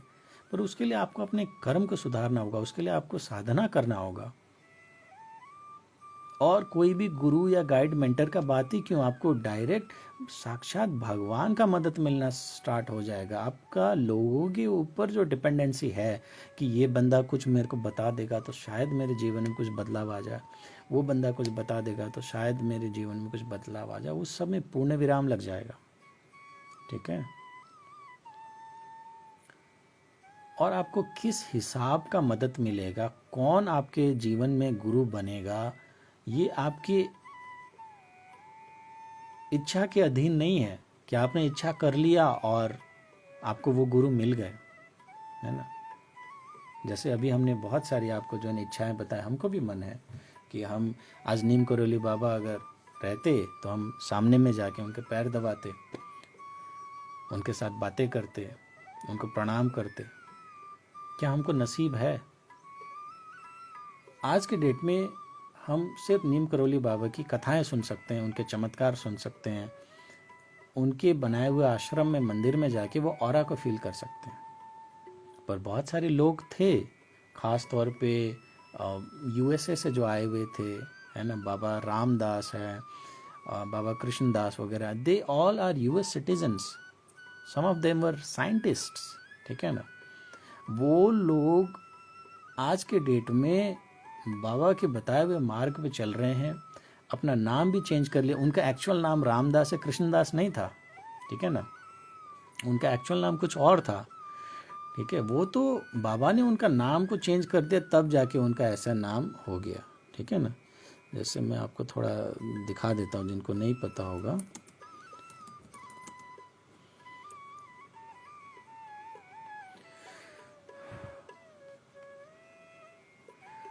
तो आप इनके स्वरूप को भी आप देखेंगे ना, आपको समझ में आ जाएगा ये कोई है नहीं। ये देखिए, ठीक है ना, ये कोई इंडियन लुक वेशभूषा लगता है जो रामदास है इनका, ये देखिए, ठीक है ना, ये ऐसे हैं, ठीक है ना। ये देखिए, he was a scientist and he was a non believer in God, भगवान को भी नहीं मानते थे, नहीं पूछते थे, ठीक है। और ये हो गया, ये जो इनके साथ ये है ना, ये कृष्णदास है, ये जो है ये कृष्णदास हैं, बाबा ने नाम दिया इनको। ये रामदास और कृष्णदास दोनों साथ में दिख गए, ठीक है। आप ये देखिए, कोई भी लुक इनका कोई इंडियन ऐसे टिपिकल ऐसा लगता है कि दही पूड़ी छोले भटूरे खाते हुए ये लोग, पर नहीं, नॉनवेज खाते थे, अल्कोहल पीते थे, सैंडविच खा के बड़े हुए, बर्गर खा के बड़े हुए परिवार के लोग हैं। पर जब इनको नीम करोली बाबा जैसा गुरु प्राप्त हुआ, एलएसडी, हीरोइंस, गांजा, चरस, नशा करने वाले लोग थे ये लोग, ठीक है ना, हिप्पीज, ऐसे लोग भी थे। एंड रामदास तो खैर ये बहुत बड़े साइंटिस्ट थे, ठीक है ना, प्रोफेसर थे साइंस के। वो लोग जो है ना बन गए। तो अभी ये जैसे आप यहाँ पे पिक्चर में देख रहे हैं, रामदास जी बैठे हैं, इतना करीबी में, इतना पास में बैठ के, इस ऑरा फील्ड में रह के इस चीज़ को एक्सपीरियंस करना क्या हमारे नसीब में हुआ? क्या नीम करोली बाबा जी के खटिया के पास बैठ के, उनका पैर दबा के, उनसे 4 चीज़ें सीखने का मौका, क्या अवसर प्राप्त हुआ? नहीं हुआ, ठीक है ना। और उस ज़माने में भी कैंची धाम आश्रम के आसपास बहुत सारे लोग थे, क्या सब कोई जाके बाबा का अनुभव लिए? नहीं लिए। बाद में छाती पीटते रहे कि हम पहचानने में देरी हो गई, पहचानने में भूल हो गई, अगर समय पे बोध होता तो शायद हम लोग भी लाभ लेते। जब खास तौर पे बाबा फेमस कब हुए ना, जब एप्पल का स्टीव जॉब जब पूरी तरीके से अपना दिवालिया हो चुका था, उसको खुद उसी का बनाया हुआ कंपनी से निकाल दिया था, लाइफ में बहुत ज़्यादा डाउनफॉल लेवल पे चला गया, तब जाके वो कुछ नया थॉट प्रोसेस लाइफ में करने के लिए, प्रेरणा के लिए वो आए थे। तो जब एप्पल का स्टीव जॉब्स जो है ना फेमस हुआ, तो उन्होंने कहीं बोला कि मेरे इसके पीछे जो राज है ना, वो नीम करोली बाबा है, उनकी कृपा से ये सारा प्राप्त हुआ है। तो उसकी वजह से ये बहुत ज़्यादा फेमस हुए। तब जाके इंडियन लोग का भी आंखें खुल गया, अरे हमारे सामने में इतने बड़े साधु संत महात्मा थे, यूएस से आके किसी बंदे ने फ़ायदा ले लिया और हम लोग नहीं ले पाए उनका फ़ायदा नज़दीक में रह के, कितना बड़ा विडम्बना है। तब जाके सर फोड़ते रहे। तो तब तक तो बाबा ने देह त्याग दिया था, समाधि ले ली थी, ठीक है। तो ऐसे आपको जो है ना, आपके सबसे पहले तो कर्म पे ध्यान दीजिए, कर्म को सुधारिए, और कर्म नहीं सुधार सकते तो साधना कीजिए, आपका कर्म स्वतः सुधरना शुरू हो जाएगा। हमारे गुरुदेव ने आज तक हमको किसी भी चीज़ के लिए रोकने लगाया कि आप ये मत करो, वो मत खाओ, ये मत पियो, नहीं। उन्होंने कहा जो मन करता सब करो, समय आएगा आपकी इच्छाएं बदलेगी, आपकी इच्छाएं उच्च कोटि का होगा। हम आपको रोक टोक लगा के क्यों आपको बांधेंगे किसी भी नियम में, ये हम नहीं करेंगे। आपकी इच्छाएं समय के साथ साथ खुद ही उच्च कोटि का हो जाए। और मैं खुद अनुभव कर रहा हूँ गुरु दीक्षा लेने के बाद, हालांकि साधना करने का उतना समय प्राप्त नहीं हो पाता, और अगर वाकई में हम साधना में उतना ज़्यादा अगर हम डूबने लग गए तो यहाँ बैठ के फिर सेशन करना और ये लाइव बटन दबाने का काम भी हम क्यों करेंगे, ठीक है ना। तो उन्होंने कहा था कि आपको किसी भी चीज़ के लिए हम रोक टोक नहीं करेंगे, जो मन में आता है करो। हाँ, जैसे अल्कोहल है, सिगरेट्स वगैरह है, वो उन्होंने कहा है कि नहीं इस्तेमाल करोगे, नहीं सेवन करोगे तो आपके लिए और ज़्यादा अच्छा रहेगा। पर किसी भी साधक को, जिन्होंने भी गुरु दीक्षा लिया हमारे साथ साथ, किसी को भी उन्होंने रोका नहीं। उन्होंने कहा कि समय के साथ साथ आपकी इच्छाएं स्वतः उच्च कोटि का हो जाएगा, तब आप समझ लेना कि आपने इस मार्ग में काफ़ी ज़्यादा कुछ। और इच्छाएं आपकी ऐसे नहीं कि छूटती जाएगी, ठीक है ना, इच्छाएं आपकी इवॉल्व होती जाएगी। ऐसे मान लो एक गरीब व्यक्ति है, ठेले पे कुछ खाना बेचता है, सब्जियां वगैरह फल वगैरह बेचता है, उसको जाके अगर आप पूछोगे कि तुम्हारी इच्छा क्या है, तुम्हारा एक इच्छा पूरा कर देते हैं, तो वो बोलेगा कि यार ये ठेला मेरा अपना हो जाए और मुझे दिन का मान लो 1000-2000 रुपये का सब्जियां वगैरह खरीदने के लिए कैपिटल फंड मिल जाए, बहुत है, मैं राजा हूँ।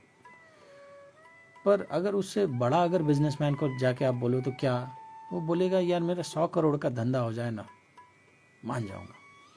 पर वही बात अगर आप कोई बड़ा व्यापारी के साथ, धीरूभाई अंबानी, मुकेश अंबानी को जाके आप बोलोगे कि आपका कोई एक इच्छा पूरा किया जाए तो क्या होगा, वो बोलेगा पूरा दुनिया में, पूरा ब्रह्मांड में मेरा बिजनेस फैल जाए, ठीक है ना। इसी तरीके से जब आप साधना में जाते हैं तो ईश्वर आपको सब कुछ देने के लिए तत्पर है, आपको हर कुछ चीज़ देने के लिए तत्पर है, पर आपका कर्म ही बाधा बनता है वो चीज़ को फलीभूत होने में। नहीं तो ऐसा कैसा संभव है कि वही प्रेयर हम करें तो वो शिव तक पहुंच जाए, और वही प्रेयर आप करो तो शिव तक ना पहुंचे।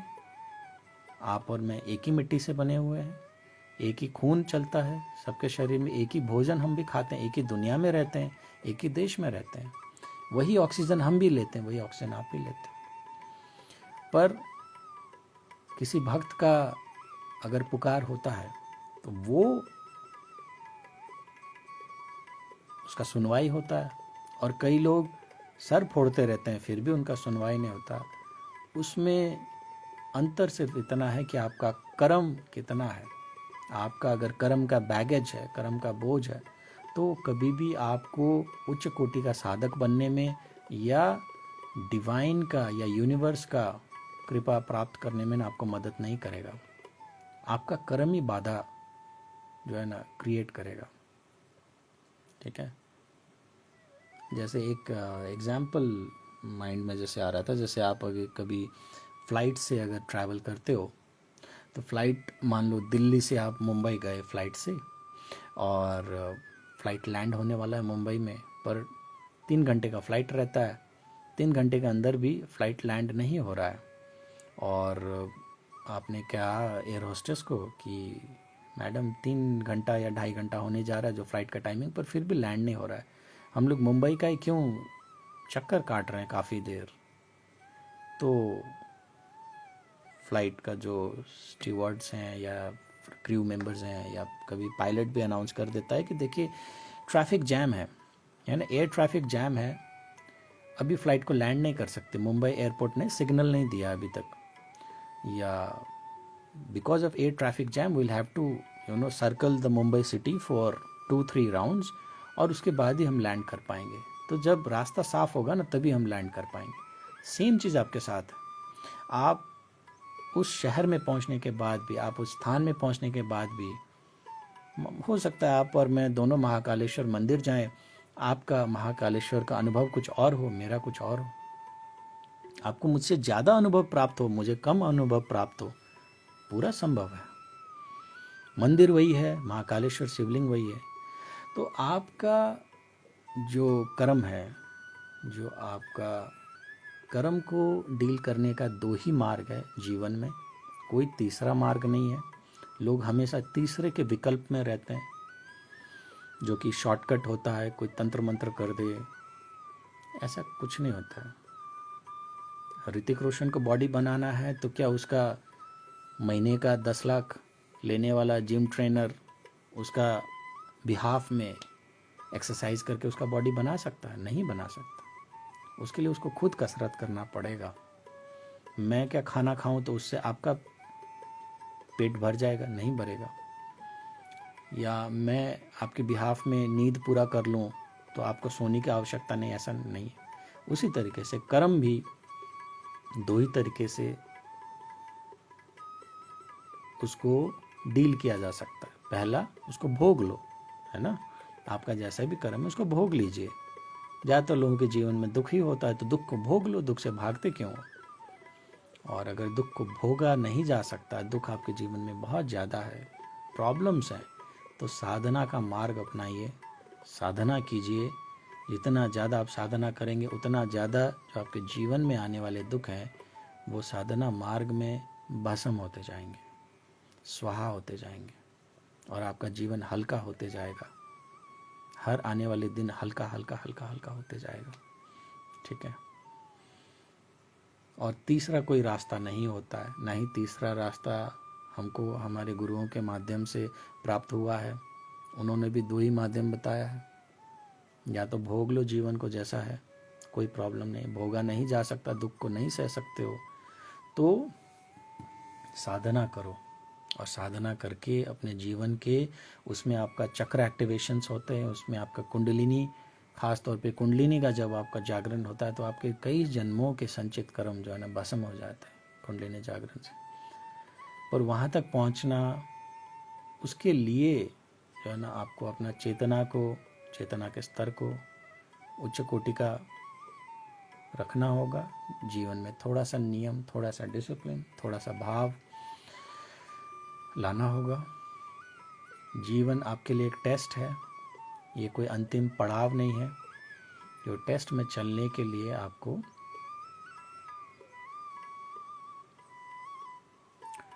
ये सारे अलग अलग अनुभव से गुजरना होगा, जो आप ही के कर्म का देन है। ठीक है। तो शिव साधना लेवल 1 और लेवल 2 इस महीना हम लोग शेड्यूल कर रहे हैं। डेट अभी डिसाइड नहीं हुआ है। तो जिनको भी लेवल 1 और लेवल 2 शिव साधना में ज्वाइन करना है वो अपना बुकिंग्स कर लें। मैक्सिमम इनटेक बैच का सिर्फ 11 स्टूडेंट्स का है। 11 से ऊपर कोई अगर आता है तो उसको अगले महीने का इंतज़ार करना पड़ेगा।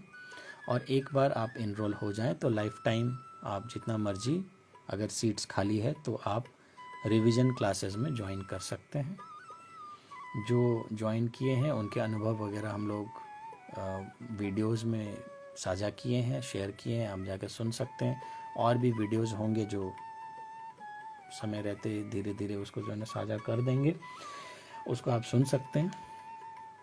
और इस तरीके से लेवल 1 से लेकर लेवल 6 तक शिव साधना आगे जाएगा, और हर लेवल में आपको और गहराई में, और शिव तत्व के और गहराई में, और डीपर लेवल में जो है ना पुश करने का कोशिश रहेगा कि आप लेवल 5 लेवल 6 तक जाते जाते तुरीय अवस्था को अनुभव करें, है ना। क्योंकि अभी हो सकता है आप साधना करें, मन में तरह तरह का विचार आ सकता है, ख्याल आ सकता है, पर क्या साधना का मतलब ये है कि आपके मन में तरह तरह का विचार आए, ख्याल आए? बिल्कुल नहीं, ऐसा नहीं होना चाहिए।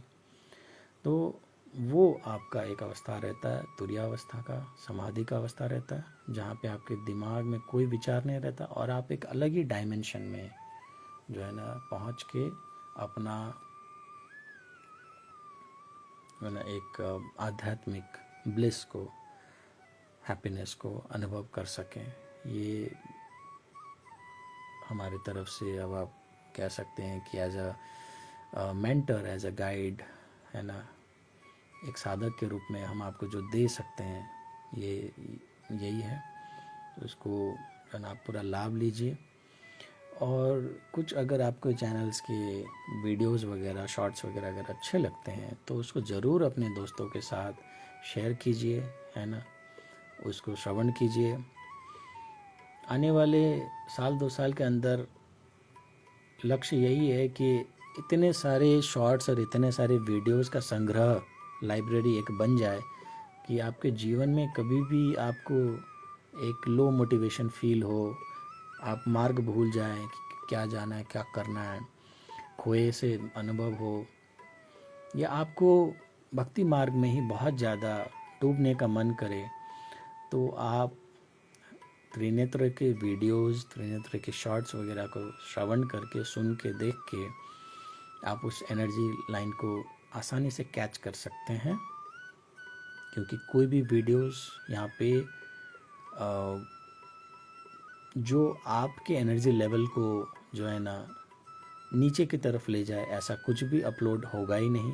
जो भी होगा वो हमेशा आपको ऊपर की तरफ जो है ना, या आपके दृष्टिकोण में एक नया दृष्टिकोण जो है ना ओपन कर दे, आपका विचारधारा को थोड़ा सा ट्रिगर करे, टेस्ट करें, है ना। उस हिसाब के जो है ना आपको यहाँ पे कंटेंट मिलेगा, तो उसको पूरा पूरा लाभ लीजिए और अपना आध्यात्मिक जीवन को सफल कीजिए। यही हमारा जो है ना आप लोगों को ब्लेसिंग्स है, वही बेस्ट विशेस हैं, राइट।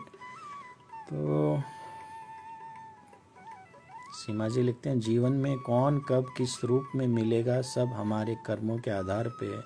अभी एक वो काफ़ी अच्छा एक भजन भी है ना, पता नहीं किस रूप में आपको शिव शंकर मिल जाएगा, जिसका मन निर्मल होगा वही शिव का दर्शन पाएगा। बिल्कुल सही बात, ठीक है।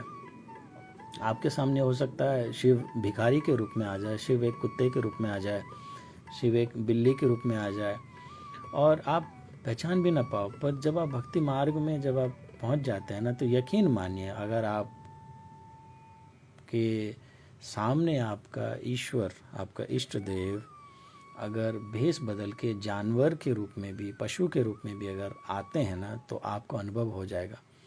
हालांकि तब तक आप हर जानवर, हर जीव में शिव को ही दर्शन करते हैं, तो उसमें कोई दो राह नहीं है कि जो है ना आपको उसमें भी शिव दिख गया।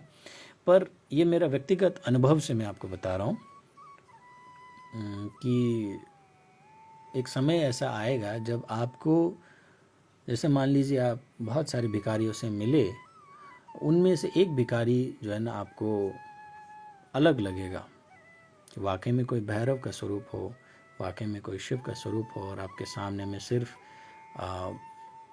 जो है ना एक भिखारी का स्वांग रच रहा हो, ठीक है। ऐसा हो सकता है, संभव। पर वो देखने का दृष्टिकोण, वो चेतना भी आपके अंदर जब प्रज्वलित होगा तभी आप पहचान पाएंगे। नहीं तो आपके साथ हो सकता है शिव दिन में 10 बार टकरा के चले जाएं और आप समझ ही ना पाए कि सामने वाला जो था वो शिव था, वो खुद आपसे मिलने आए थे अलग स्वरूप में, अलग रूप में, और आप समझ ही ना पाओ, ठीक है। तो जीवन में आपको एक बार जब आप शिव तत्व से जुड़ जाते हैं, जब आप बाबा के साथ एक जुड़ाव महसूस हो जाता, लगाव हो जाता है, तो शिव संपूर्ण है। फिर उसके बाद आपको कोई दूसरा चीज़ के ऊपर जाने की ज़रूरत नहीं पड़ेगी। ये वार्तालाप हो सकता है हम लोग अगला किसी दूसरे सेशन में करें, पर प्रसंग उठ गया है तो हम इसीलिए बताना चाह रहे हैं। गुरु दीक्षा मिलने के बाद भी और शिव कृपा से जुड़ने के बाद भी कहीं ना एक मूर्खता कह लीजिए, हम कोशिश कर रहे थे कि अलग अलग चीज़ों में थोड़ा ध्यान, ये भी कर लेते हैं, वो भी कर लेते हैं, ट्रायल के रूप में या करने के हिसाब से कुछ गलत नहीं था कि अगर हम ट्राई कर रहे हैं, पर शिव के ऊपर आस्था छोड़ के हम तुच्छे छोटे मोटे तंत्र मंत्र, जादू टोना, ये सब में जो है ना हम फंसे हुए थे कि ये भी कर लेते, क्या पता इससे सिद्धि प्राप्त हो जाए। फिर एक दिन समझ में आया कि जो गुरुदेव ने जो मंत्र दिया है, मंत्र दीक्षा दिया है, वो खुद अपने आप में एक सिद्धि है।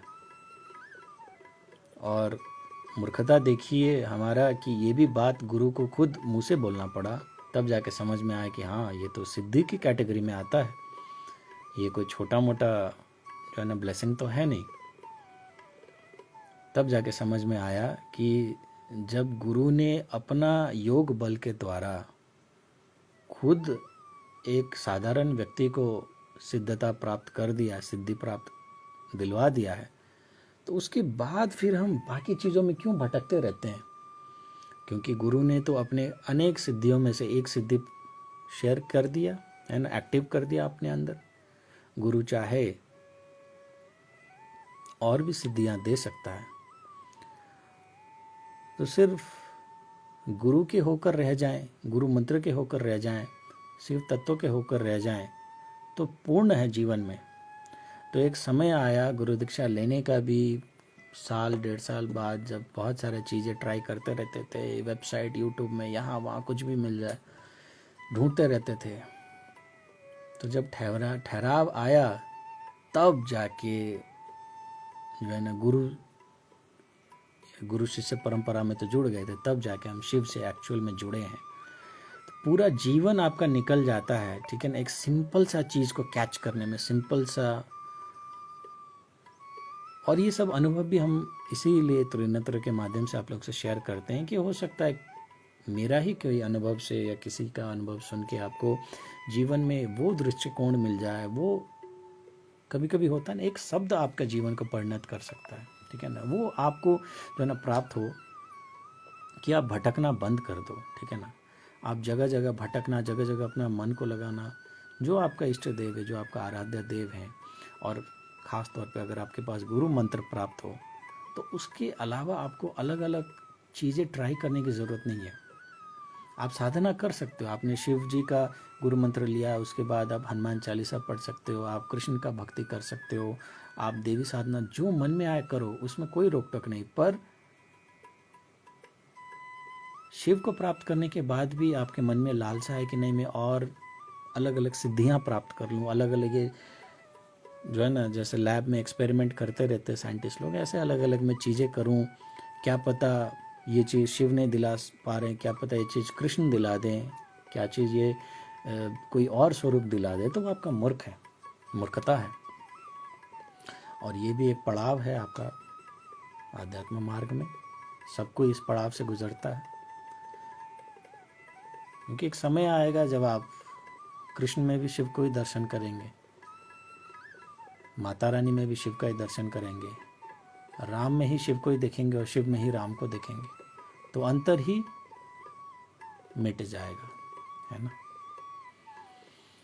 तो खैर ये सब अनुभव की बातें हैं। और आप लोगों का श्रावण पूर्ण रूप से अच्छा जाए।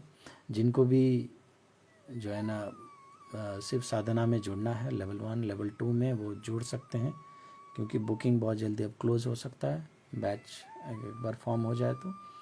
और लास्ट मोमेंट में प्लीज़ रशअप मत कीजिएगा कि लास्ट मोमेंट में आके जो है ना आप करना चाहते हैं, ठीक है ना, ज्वाइन होना चाहते हैं। माइंड मेकअप कीजिए, ज्वाइन करना है तो आइए, नहीं ज्वाइन करना है तो अपना आपका जैसे ज़िंदगी चल रहा हो तो चल ही रहा है, ठीक है। तो यही सब बातें था आज के लिए, और बातें अब अगला कभी जो है ना दूसरा सेक्शन में हम लोग करेंगे, ठीक है। तो चैनल से जुड़ने के लिए, हमको सुनने के लिए आपको बहुत बहुत धन्यवाद। किसी को कुछ बात बोलना है तो शॉर्ट में बता दीजिए।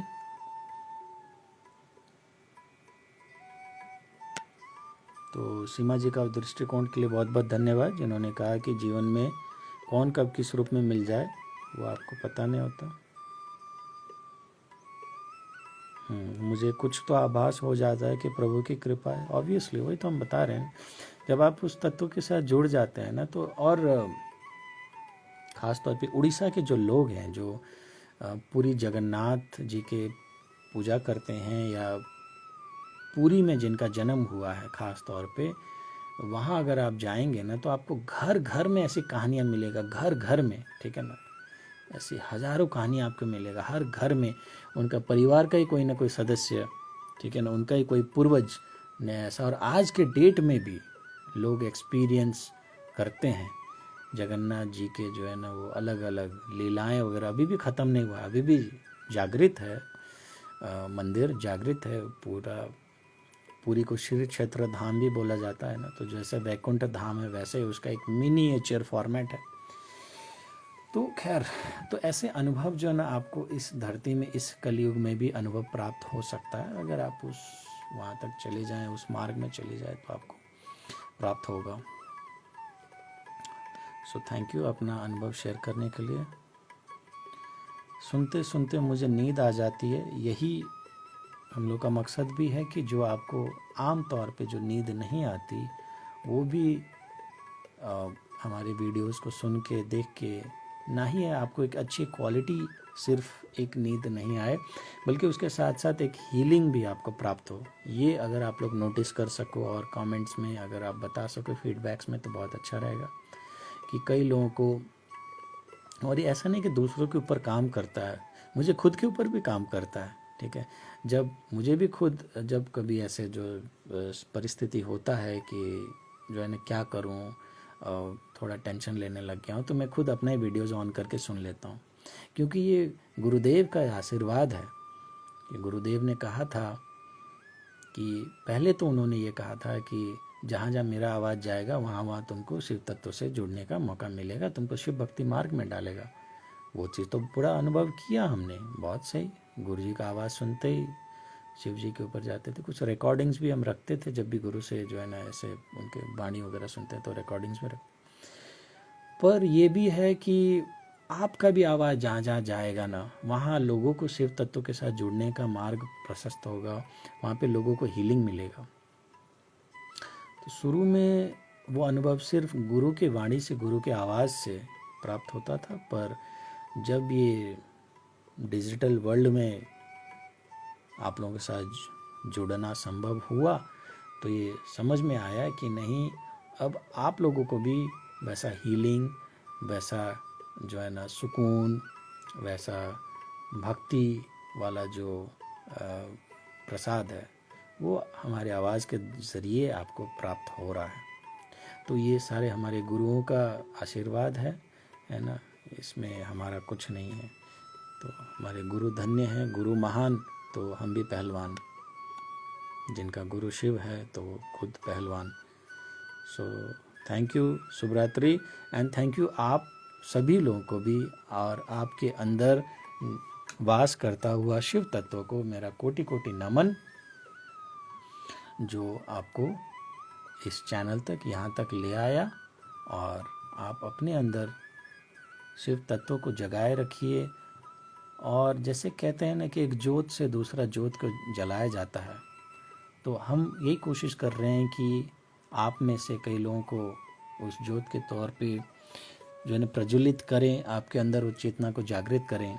और आपके अंदर वो चेतना अगर जागृत हो तो हमारा यही आग्रह है कि उससे और कुछ 3-4 लोगों को आप जागृत करने का, प्रेरित करने का कोशिश कीजिए अपने तरफ से। इसी तरीके से विश्व का कल्याण हो सकता है, उसी तरीके से चेतना का विकास हो सकता है। इसी विचारधारा के साथ आज के इस जो है ना वार्तालाप को, इस सेशन को पूर्ण विराम देते हैं। ठीक है, पूर्ण विराम तो खैर नहीं कहना चाहिए, इसको कंटिन्यू करते हैं अगले सेशन के लिए। ठीक है, तो आपका श्रावण का व्रत, और जो भी आपका जो है ना भाव है श्रावण में, वो भोलेनाथ आपके लिए पूरा संपूर्ण करे, फलित करे, आपको अच्छे भक्ति मार्ग में अनुभूतियाँ वगैरह प्राप्त हो, ब्लेसिंग्स प्राप्त हो, और आपके जीवन में भक्ति मार्ग में नए नए अनुभव के साथ एक ठहराव हो, एक शांति आपको प्राप्त हो। यही हमारी दुआ है, यही हमारे ब्लेसिंग्स हैं, यही हमारी कामना है कि इस चैनल के माध्यम से शिव आपको मिल जाए और आप शिव को मिल जाओ। बहुत बहुत धन्यवाद सुनने के लिए। हर हर महादेव, ओम नमः शिवाय।